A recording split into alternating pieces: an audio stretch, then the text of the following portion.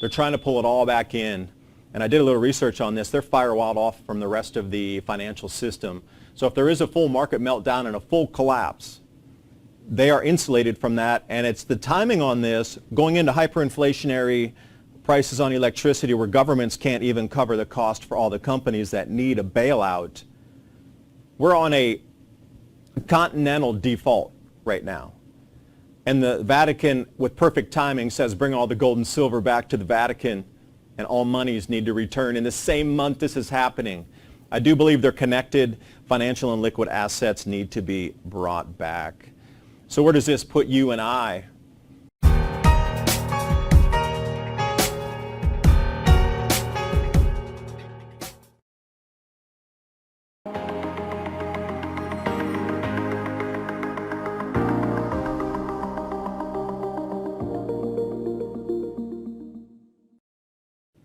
And welcome back to Vaticon TV, uncensored. I'm your host, David Dubine, creator of the Adapt 2030 channel, also right here on Vaticon. Now, as we've seen these chapters in history, our crystal ball is going to be a history book. And as we look back through eons and epochs of history in the collapse phase, it seems that they're on a cycle as much as this fourth turning is on its 80-year cycle. This grand solar minimum of incredible low solar activity on a 400-year cycle was due to start around 2020 with magnetic fields canceling on the sun, in turn affecting our jet streams and cloud cells on this planet. That in turn would affect the planting and the harvesting date, meaning not reliable as it had been for the last 150 years.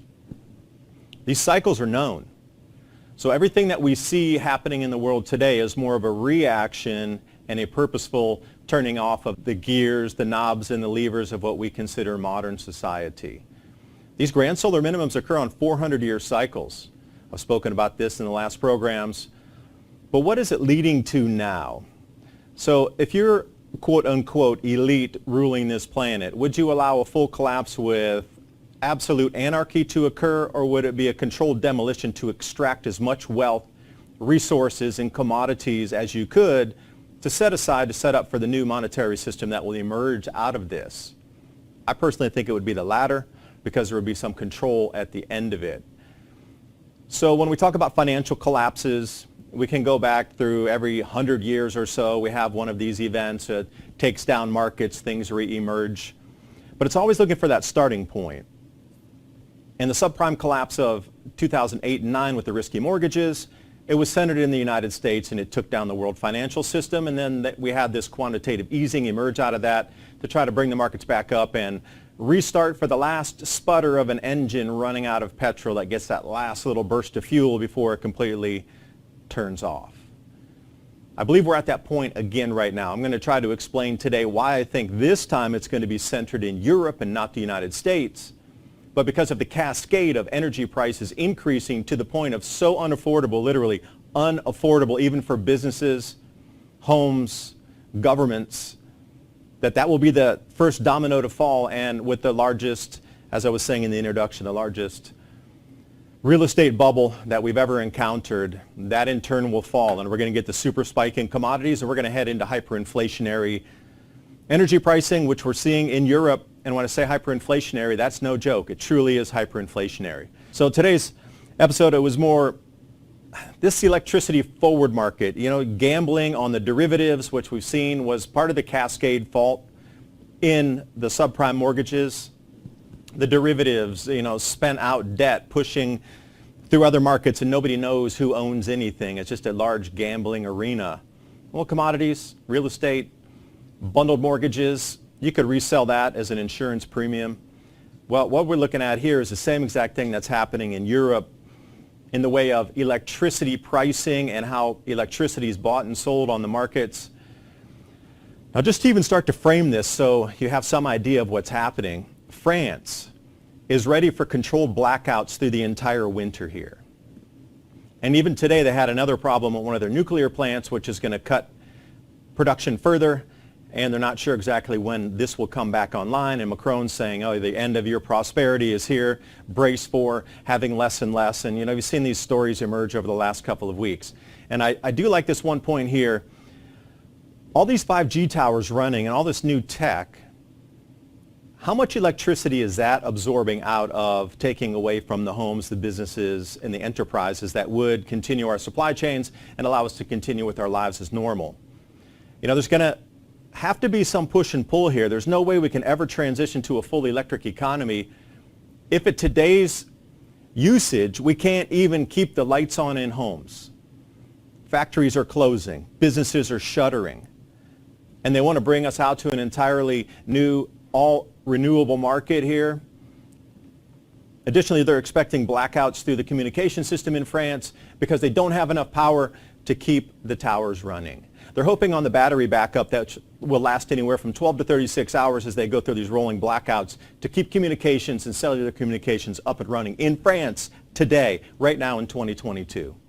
It's not in the middle of a war where everything's been bombed out and their power generations affected. This is green mechanisms at work and a discombobulated mess of power providers and wholesalers and those that are trying to smooth loads across Europe that can't get it together and the market function's broken. So the bidding of this has gone to a no bid where there's literally no way to secure power pricing anymore. So the market's broken, it's not coming back. Humpty Dumpty has broken, past tense. This, I say, is the beginning of the financial collapse and in front of you real time this week happening. It's spiraling so fast that it's hard to keep up with what's really going on. You know, you're looking at Belgian companies shutting down completely. And they're looking at something, 40% of all businesses will not reopen until this power crisis is resolved. We're talking major economies inside Europe here. And as we look at how our world works, if you go to the base levels of a society, you have no civilization if you have no food. That's the base level. You need food first. Once you have the food aspect taken care of, then you can start thinking about manufacturing and creating machinery, but you need metals and you need smelting to do that. Well, as we see with the closures right now, and highlighted in blue for you, adversely high electricity pricing is now causing most, if not all, smelters and refiners across Europe to close. So that is a major portion of metals distributed across the world, going from ingots into rods or whatever way that might come into, then wire, whatever way you want to take it, from copper to molybdenum, over here zinc, aluminum, nickel, whatever. It's all shutting down right now. So just an early warning, that base metal is made and used to produce other things. Anything that you see around your home has metal in it. That source is ceasing at the moment. And this is why you would see the zinc prices surged to all-time record highs. This is just a couple of smelters closing.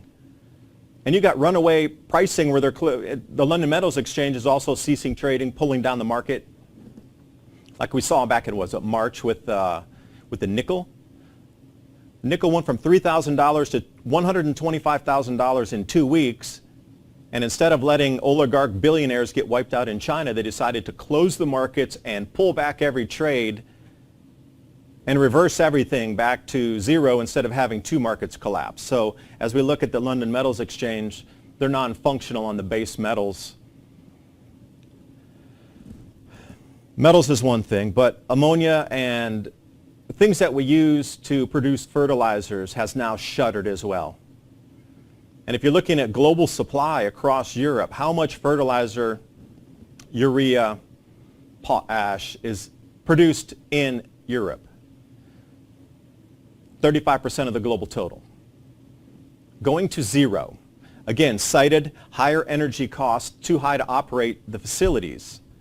Now, it was great in the beginning. They wanted to pass this along to the consumer, but it's too high to operate any facilities anymore. They're really going from hundreds of thousands of dollars a month or millions of dollars a month into tens of millions of dollars per month to operate. And they're already at deficit. Cities are closing. Municipalities have the choice to have basic services continue or to pay for the electricity to keep the streets lit at night. There's not enough money anymore. It's rising so fast in hyperinflation that we're seeing in electricity pricing. So where did it start really, and where do we sit today? Where was it and where is it now, and where are we going with it?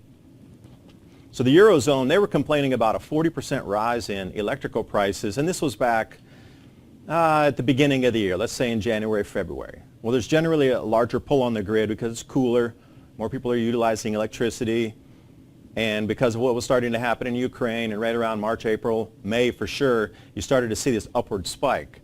Now, people were complaining about this at 40%. They're like, oh, it's unattainable. It's going to rip the base market apart here for stock valuations at a 40 to 50% increase in electrical pricing. They were quibbling about 50% increases, saying how much damage it would do. And then if you follow the gray line on the right side there, that is beyond 40%. That's into the doubling and now tripling and quadrupling prices, 400% increase. This was the thing that really started to move Europe into action.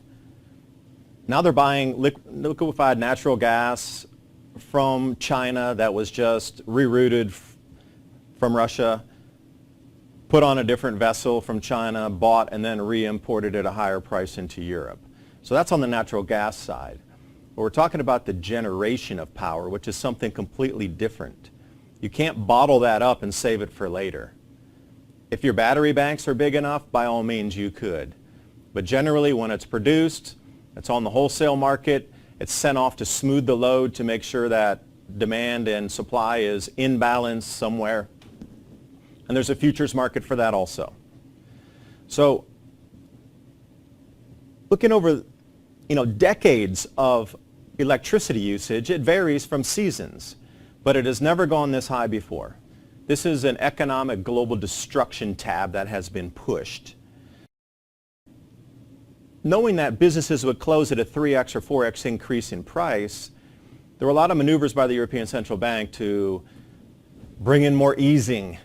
But it didn't matter because look where they sit now. A week old and they're higher than they sit on this at a 10x or an 11 times increase in pricing. If your electricity bill was $100, it's suddenly $1,000 a week later or 2 weeks later. Everybody is experiencing this from the household level to cafes to restaurants to factories to city governments, municipalities, museums, light, street lighting itself. Everything's being affected by this. I cannot believe it's not such a larger story. The white line that you're seeing is Germany, and they're pushing above 1,000 euros per megawatt. And in France, they're even higher at around 1180 euros per megawatt. Governments cease to function at these prices. And a simple question for everybody would be, what happens in America if our prices, if this same thing were to occur here? Ask yourself a serious question. If your electricity price was 10 times higher, what would you quit spending on? How would you save that money coming into winter when the highest demand for electricity occurs? How would you keep your family safe? Make sure that we had street lights on to keep the theft and the crime away. Europe is going through a massive upheaval right now, and it's just at the beginning stages of it. It's the beginning of the collapse occurring because of these prices. Stock pricing is going to be obliterated, and that last line there, corporate earnings are going to fall off a cliff when the weather cools. So Q4, businesses have shut almost completely across Europe. So put stock valuations on that. How does that fit into the bond market? There's going to be zero valuations with these companies moving forward. They can't operate because the electricity is too high. Put that in perspective. Not only is stocks collapsing because they can't put a value on it, but angry people and mobs on the streets because they're freezing and they're hungry because the food prices tripled as well. This is the same price. I call this the fingerprint of the grand solar minimum. If you look back on these 400-year cycles, you see this again and again and again. Population migration, because where they were at living, they were unable to grow food or have an economy. And then we saw economic collapse, and governments then would restructure. And these are the same three things that occur through every single grand solar minimum chapter of history. And I encourage you to do the research yourself.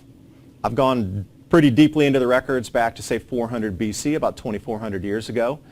So these 6 cycles that have lined up, the same exact thing happens every time.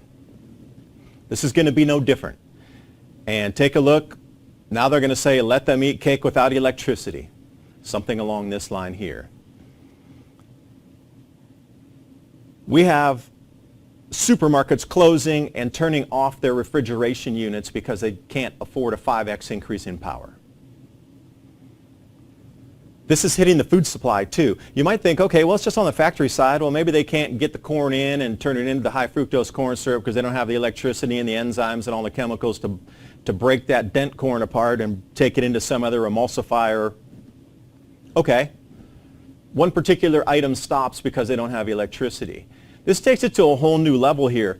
They can't run the refrigerators because they can't afford the electricity. Now what's happening to the food price? What's happening to the food availability? Like once you start to see these dominoes falling, they have to turn off the lights. Can you imagine going through a supermarket? Most of them are box stores with 0 windows in them. Only the mom and pop stores had windows. But they're mostly out of business because of COVID. So where does it go? Where do people go if the supermarkets truly have, are you going to walk around with a headlight in there? Do they give you a headlight at the store like they do with the basket or a cart to push along? Oh, don't forget your headlight while you're shopping. Your headlamp. Oh, you need new batteries for that one. Aisle 6. How about the refrigeration for just meats? Forget the frozen foods. What about meats? How are they going to keep anything refrigerated? Are we going back into, can we only use root cellars from this point forward? There's a lot of difficulties to overcome when you don't have electricity in a non-ventilated store, when it doesn't work unless all electricity works. At this point, our modern infrastructure has trapped us into collapse. Absolutely. The stores, the way they're set up with those ventilation systems and the refrigerations and all the lights, it can't operate without that. There's no way to just open the doors and say, hey, there's going to get enough fresh air in there. So we're trapped by our own devices on this. And the thing that's really going to cascade the market, okay, businesses, they might not be able to pay for what they need to pay for. They can't run their factories or operate. Okay, that's subset A. So everything I just talked about, subset A. The real dinosaur in the room here that's going to come crashing through grandma's china set is the margin calls that are being facilitated at the moment, where it's actually overvaluing the business itself and how much they're asking. If you look at the energy market here, the participants, anybody who's a generator, a wholesaler, or trying to smooth that base load, they go out forward on the contracts to try to procure the electricity to make sure they have a stable rate so factory B can be guaranteed that they operate in their operating costs for the year. Or a city, a municipality can say, all right, we're going to get our kilowatt hours at 1 cent or whatever the rate would be going, and you can take that out for a whole year, and that way the city can work within its budget. What we're seeing right now is unimaginable margin requirements that need to be met that can't. This is the cascade effect right here. The large margin calls on the derivatives, the same problem we had that cascaded the market from the subprime crisis, is here now in the electrical market. Its ugly head is reared again. The phoenix of destruction has risen from the financial ashes. They're asking for $11, $12 billion to cover on margin calls for single companies to operate in the electrical space. Their prices are running away too quickly, and financial institutions are afraid of getting caught if the prices crash just as quickly as they've risen. So they're asking for massive, unbelievable requirements in the commodities markets and the futures markets and also the derivative trade. These companies can't afford that. So now they're stuck between two rocks and two hard places. They fell through and the feet were split in two rocks off of a cliff somewhere. They can't operate because it's too expensive, but now they can't cover to even buy the electricity because the margin requirements are more than the valuation of some of their companies. So now they're asking for emergency bailouts here, all over the place. And the mishmash of electrical trading within the EU bloc here, so each one of these, keep this in mind, each one that you see of the EEX or the PXE, MEBEL, some of the NASDAQ overlays here, they're all operating independently as their own bid on the electrical prices, but they also are operating independently with their own derivatives market, their own futures market, and then they're trying to sandwich this together as a whole. This is complicated at best when it works perfectly. Now try to integrate all of these failing markets and governments asking to cover we're really getting up to gross domestic product national values of what these derivatives traders and futures markets are asking to cover. We're talking nation-state valuations to cover this. It's unattainable at the moment. It's not doable, in my personal opinion. The bailouts are currently happening. They're asking governments, that $11 billion you gave us that we covered for last week, we need $9 billion more this week to cover again, because it's up to 18x in Germany and some power providers. Which, the Vatican Bank at the same time here, this is spooky for me, the Vatican Bank is recalling all liquid assets that have to be back under control of the Vatican by the 30th of September.